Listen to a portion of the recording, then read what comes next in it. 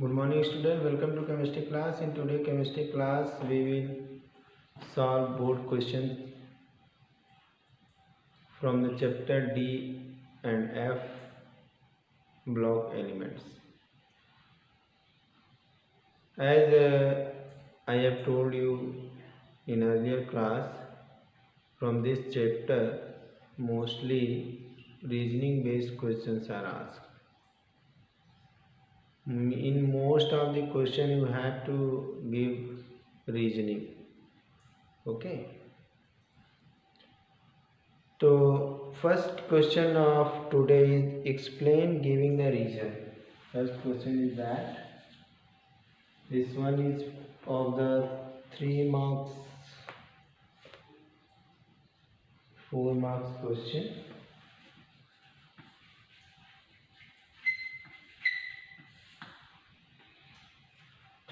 Question number 1.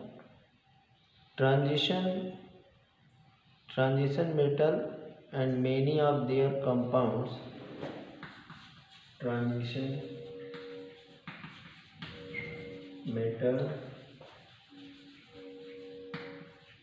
and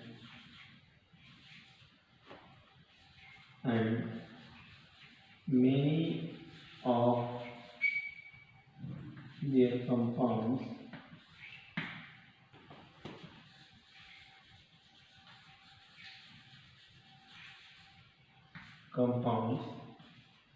are paramagnetic.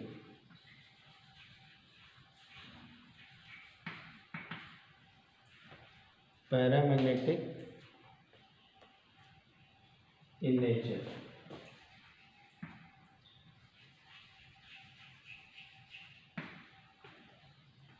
Next one.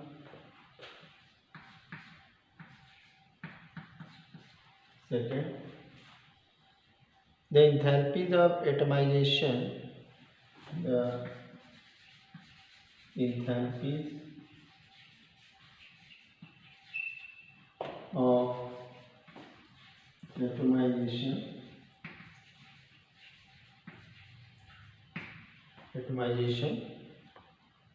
of the transition metals are high. Of the transition metals are high. Next, third one is transition metal generally form colored compound. Transition metal generally form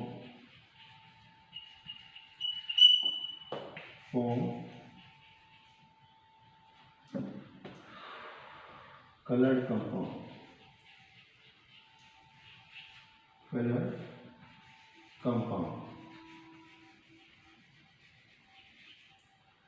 And fourth one is transition metal and their compounds act as good catalyst. Transition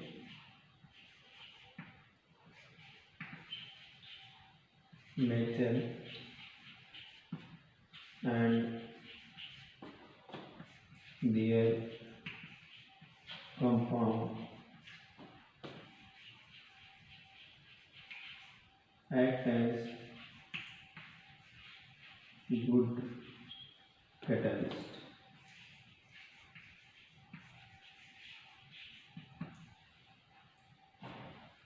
ठीक है,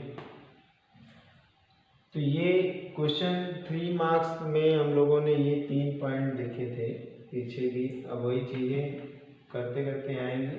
यहाँ पे चूँकि question 4 दिए हुए हैं, इसमें से जो पहला पॉइंट है ये दिए कंपाउंड 2017 में पूछा हुआ है. ठीक है. नेक्स्ट पॉइंट 2012 में पूछा हुआ है.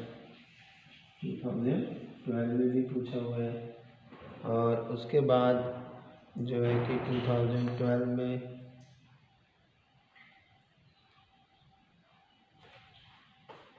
और ये भी 2017 में, 2012 में एंड 2017 में ये भी क्वेश्चन पूछा हुआ है। तो 2017 में यहाँ पे हमें 3 दिखाई दे रहे हैं, तो ये 3 मार्क्स में आए थे। एनसीईआरटी में इसको जो है 1 2 3 4 के रूप में दिया हुआ है और ये पूछे गए क्वेश्चन है। ठीक है, इसमें हमें क्या देखना है, सारे क्वेश्चन में अगर कहीं देखा जाए तो कहीं ना कहीं सिमिलर आंसर मिलेगा। जरा ध्यान से क्वेश्चन को देखिए, फिर अभी हम पढ़। तो पहले क्वेश्चन में कह रहा है कि ट्रांजिशन जो मेटल होते हैं उनके जो कंपाउंड होते हैं वो पैरामैग्नेटिक इन नेचर होते हैं। क्वेश्चन खुद ही बता रहा है कि कंपाउंड और मेटल दोनों क्या हैं, पैरामैग्नेटिक, दोनों जो है पैरामैग्नेटिक हैं। ठीक है, और पैरामैग्नेटिक है तो इससे पता ही लग गया कि हम लोगों ने सॉलिड स्टेट में भी पैरामैग्नेटिक, फेरोमैग्नेटिक, डायमैग्नेटिक पढ़ा था। तो वहाँ पे हमने पढ़ा था कि जो पैरामैग्नेटिक होते हैं वो जो है कि उनके अंदर अनपेयर्ड इलेक्ट्रॉन होते हैं और मैग्नेटिक फील्ड में अट्रैक्ट होते हैं मैग्नेटिक फील्ड के टूवर्ड्स। ठीक है, और जो फेरोमैग्नेटिक सब्सटेंस होते हैं वो स्ट्रांगली अट्रैक्ट होते हैं मैग्नेटिक फील्ड में due to maximum number of unpaired electron. और जो नेक्स्ट है डायमैग्नेटिक, जिसके अंदर पेयर्ड इलेक्ट्रॉन होते हैं और वो मैग्नेटिक फील्ड में रिपल्सन शो करते हैं। तो यहाँ पे क्वेश्चन खुद कह रहा है कि ये पैरामैग्नेटिक शो करते हैं, तो इसके पीछे रीजन एक ही है, अनपेयर्ड इलेक्ट्रॉन होते हैं। तो इस पहले का आंसर होगा due to presence of unpaired electron, due to presence of unpaired electron. ठीक है, अनपेयर्ड इलेक्ट्रॉन होने की वजह से they show paramagnetic behaviour, they show paramagnetic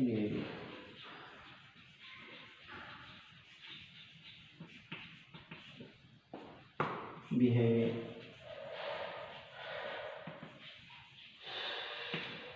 ठीक है, ये हो गया हमारा।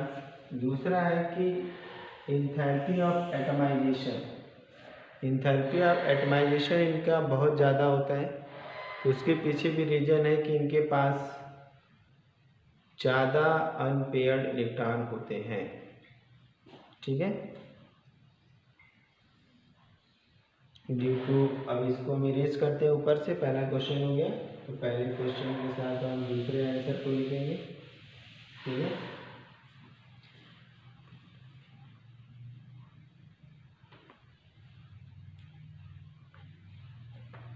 तो यहाँ पे हो जाएगा due to presence of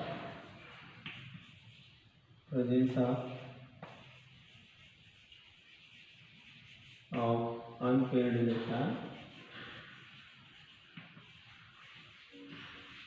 electron in d orbital,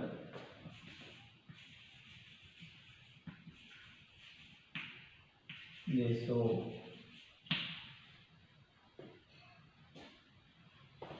strong metallic bond and covalent bond,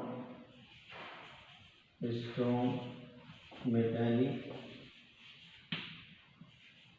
and covalent bond,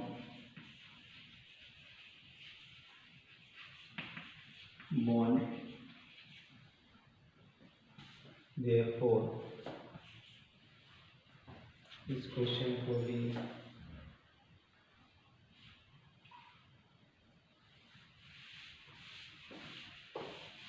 therefore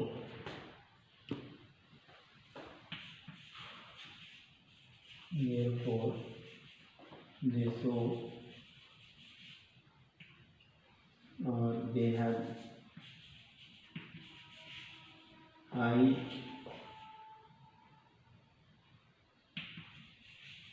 enthalpy of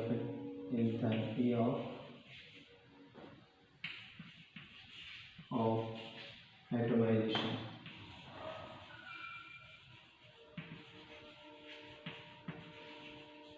Enthalpy of atomization, ठीक है। इंथैल्पी ऑफ एटमाइजेशन के पीछे भी रीजन हमने क्या देखा कि डी ऑर्बिटल में अनपेयर्ड इलेक्ट्रॉन होते हैं, जिसकी वजह से ये स्ट्रॉन्ग मेटालिक बॉन्ड भी बनाते हैं, और कुछ जो है कि कोवेलेंट बॉन्ड भी बनाते हैं। इसी वजह से इंथैल्पी ऑफ एटमाइजेशन इनकी बहुत ज़्यादा होती है, ठीक है। नेक्स्ट है कि generally form coloured compound. Coloured compound कौन बनाएगा? जिसके पास अनपेयर्ड इलेक्ट्रॉन होगा, जहाँ पे इलेक्ट्रॉन के ट्रांजिशन करने की पॉसिबिलिटी होगी। तो यहाँ पे एक रीजन फिर हो गया वही, due to presence of unpaired electron they show d transition, ठीक है, दे शो डी ट्रांजिशन, है ना। हो गया सिंपल सा। अभी सारे आंसर को अगर हम मिलाएंगे तो क्या हमें दिखेगा, इस तरह से हम चाहें तो बहुत आसानी से आंसर दे सकते हैं। Due to this is due to this is due to presence of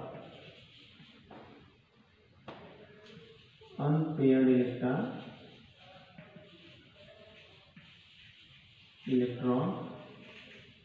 with so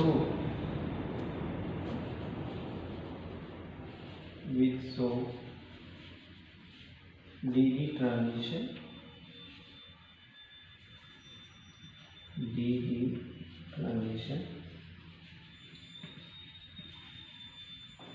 and results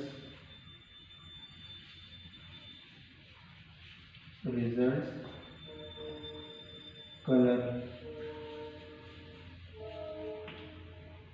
ठीक है। तो यहाँ पे अनपेयर्ड इलेक्ट्रॉन की वजह से हो रहा है डी ट्रांजिशन, और डी ट्रांजिशन की वजह से हमें कलर मिल रहा है। तो अगर हम मैक्सिमम क्वेश्चन देखेंगे तो क्वेश्चन से ही आंसर निकाल सकते हैं। जैसे यहाँ बोला transition metal and their compound are good catalyst, transition metal and their compounds are good catalyst, ठीक है। तो इसके पीछे क्या है, इसके पीछे एक तो रीज़न ये भी है कि पहला this is due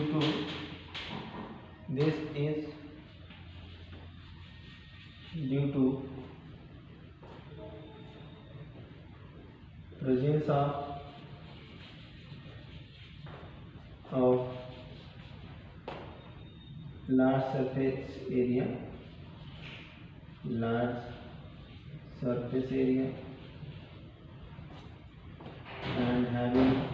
and having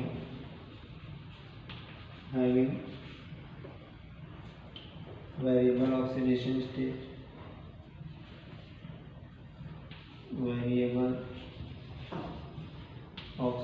state,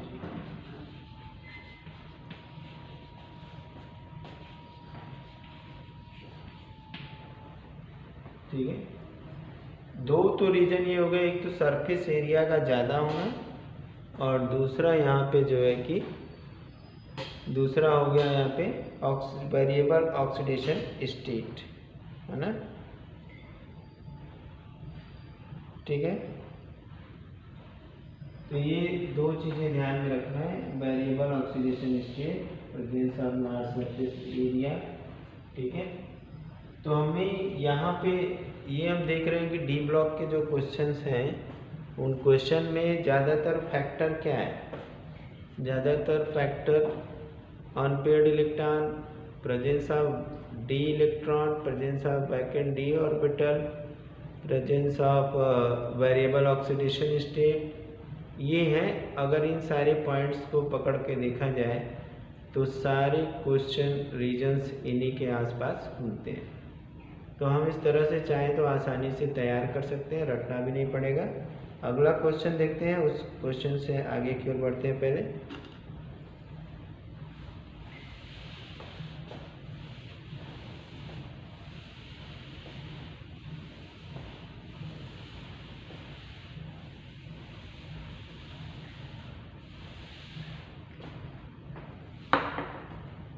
question हमारा है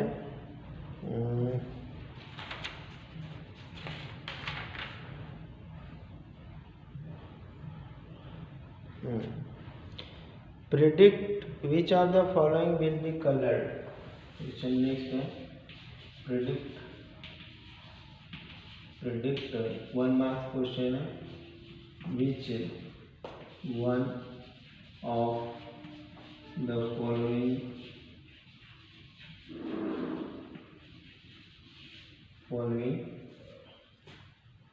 will be colored,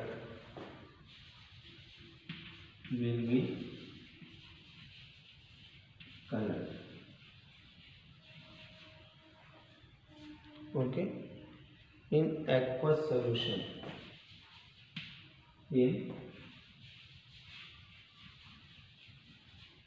aqueous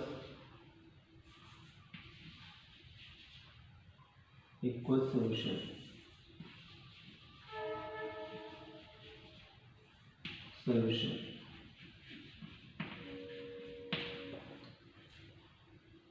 कौन कौन से हैं? Ti3+, titanium 3+, vanadium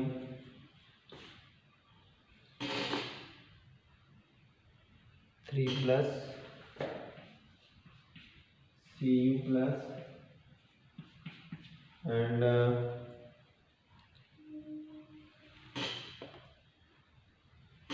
Sc3+, Mn2+, Fe3+, Fe3+, and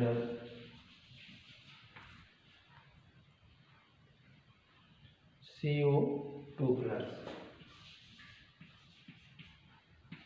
Give reason.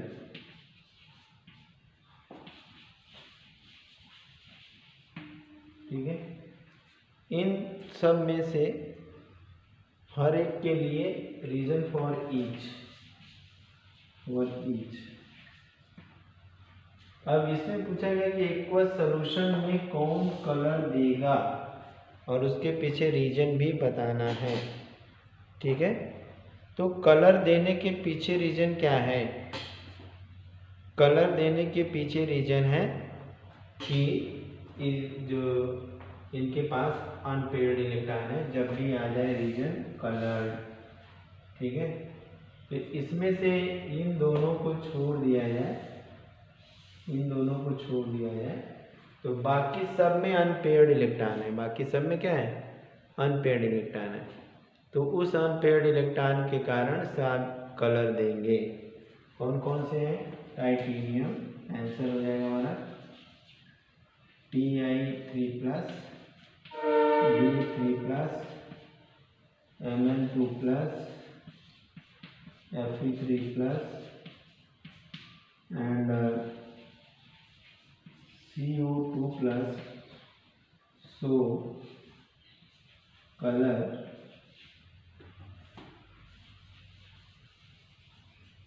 is aqueous solution. In aqueous solution, AQEUE यहाँ पे यूज होगा। aqueous solution due to presence of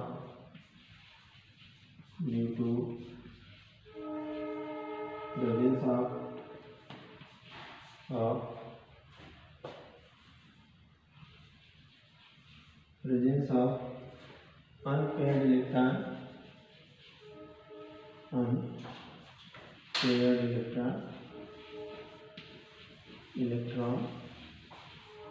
and DD transition,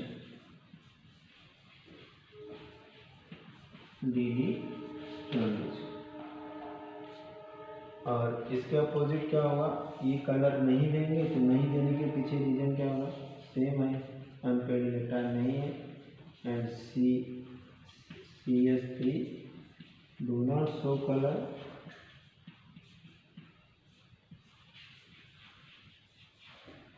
colour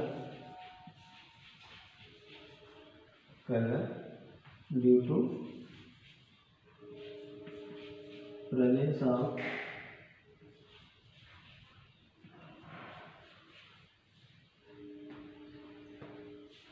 due to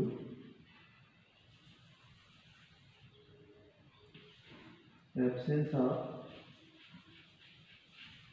of unpaid return।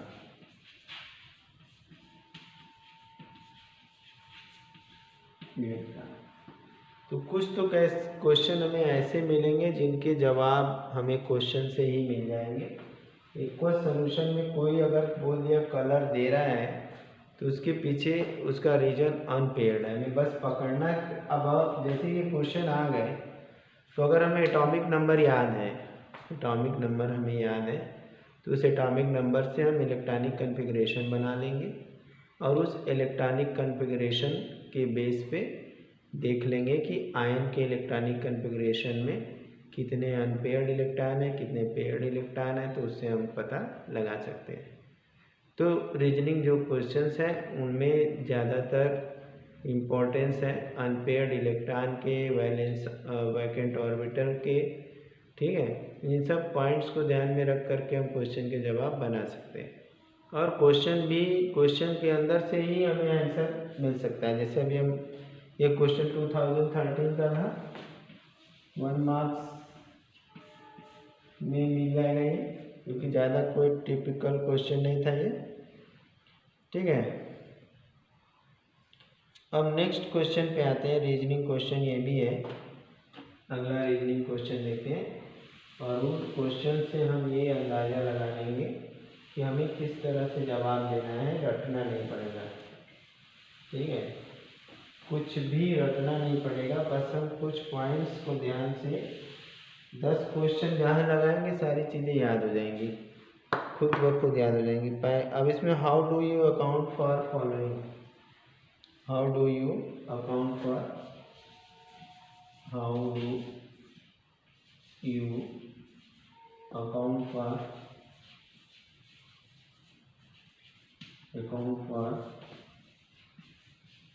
Following, ठीक है। इसमें पहला दिया हुआ है of the D4 species, of the D4 species Cr2 plus is strongly reducing agent, is strongly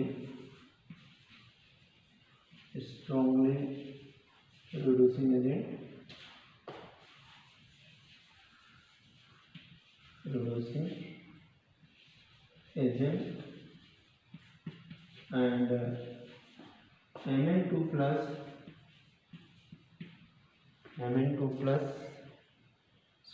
manganese plus 3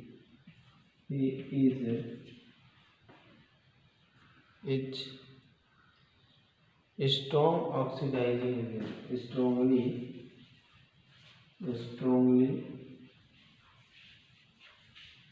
strongly oxidizing agent,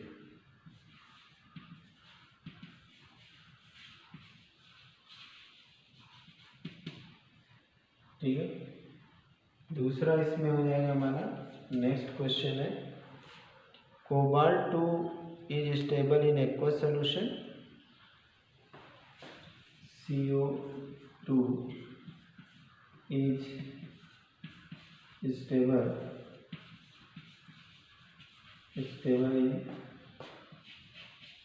in aqueous solution,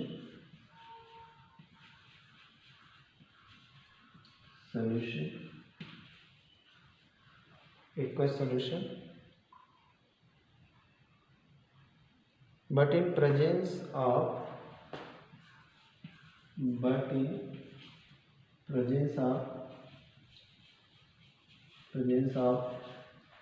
complexing reagent, in presence of complexing complexing reagents,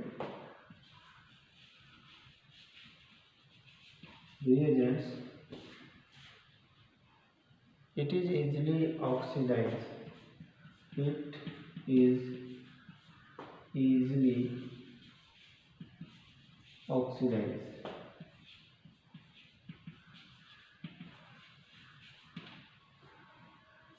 okay और इसके बाद third है D1 configuration is very unstable in iron. Third one is D1 configuration is very unstable. D1 configuration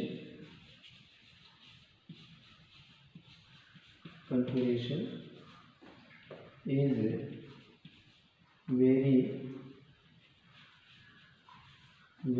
unstable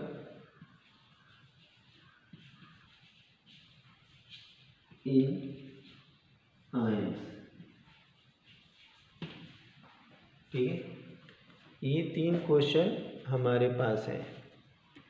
पहले question में है कि ये देखा जाए कि D4 स्पीसीज यानी जिसके D में 4 इलेक्ट्रॉन है, ठीक है, वो स्ट्रांगली रिड्यूसिंग एजेंट है, और जबकि +3 के स्टेट में ये D4 कंडीशन Mn की है और ये ऑक्सीडाइजिंग एजेंट का काम कर रहा है। बस क्वेश्चन को सोचना है, आंसर दिमाग में खुद आ जाएगा, बस एक बार सोचना है।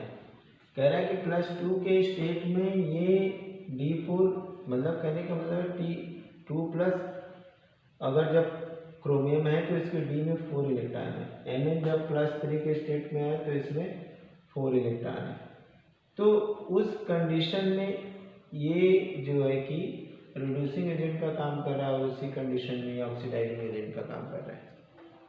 हमें एक क्लियर चीज़ यहाँ पे दिखाई दे रही है। क्या दिख रही है कि ये +3 स्टेट में जाना चाहेगा, +3 स्टेट में जाएगा तो हम लोगों ने एक इलेक्ट्रॉनिक कॉन्फ़िगरेशन पढ़ा था P2G एंड Eg, ठीक है। अब अगर ये एक इलेक्ट्रॉन लूज करेगा तो इसका इलेक्ट्रॉनिक कॉन्फ़िगरेशन हो जाएगा, इसका इलेक्ट्रॉनिक कॉन्फ़िगरेशन हो जाएगा P2G3 हो जाएगा और Eg 0 हो जाएगा। अब इस कंडीशन में कम्प्लीटली हाफ फील्ड है, इसका है कम्प्लीटली हाफ फील्ड है, तो वो जल्दी से क्या करेगा, इलेक्ट्रॉन देके दूसरे को रिड्यूस करके अपने ऑक्सीडाइज हो जाएगा।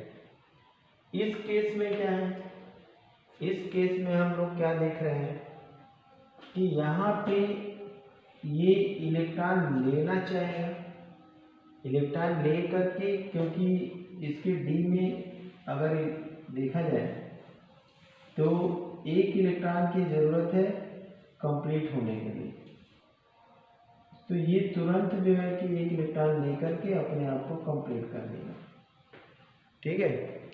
तो यहाँ पे रीज़न क्या हमें दिखाई दिया, रीज़न हमारा यही है कि strong electronic configuration, stable electronic configuration पाना है, उस चीज़ को ध्यान में रखना है, ठीक है। तो इस कंडीशन में ये इलेक्ट्रॉन लेकर के स्टेबल इलेक्ट्रॉनिक कॉन्फ़िगरेशन पा जाएगा, और ये इलेक्ट्रॉन देकर के पा जाएगा। तो अगर इलेक्ट्रॉन दे रहा है तो रिड्यूसिंग एजेंट हो गया, इलेक्ट्रॉन ले रहा है तो ऑक्सीडाइजिंग एजेंट हो गया। सब क्या हुआ, मैटर हुआ स्टेबल इलेक्ट्रॉनिक कॉन्फ़िगरेशन का, स्टेबल इलेक्ट्रॉनिक कॉन्फ़िगरेशन, ठीक है। अब यहाँ पे कहा गया है कि CO2+ is stable in aqueous solution but in presence of complexing reagent it is easily oxidise. क्या रहा है यहाँ पे कि कोबाल्ट जो है एक्वस सोल्यूशन में स्टेबल होता है। अब स्टेबल होने के पीछे क्या होगा, अरे stable electronic configuration, completely half field होगा या कंप्लीटली फुल फील्ड होगा। इलेक्ट्रॉनिक कन्फिग्रेशन बनाएंगे, देख लेंगे, ठीक है। लेकिन कॉम्प्लेक्सिंग रिएजेंट के कारण क्या होता है,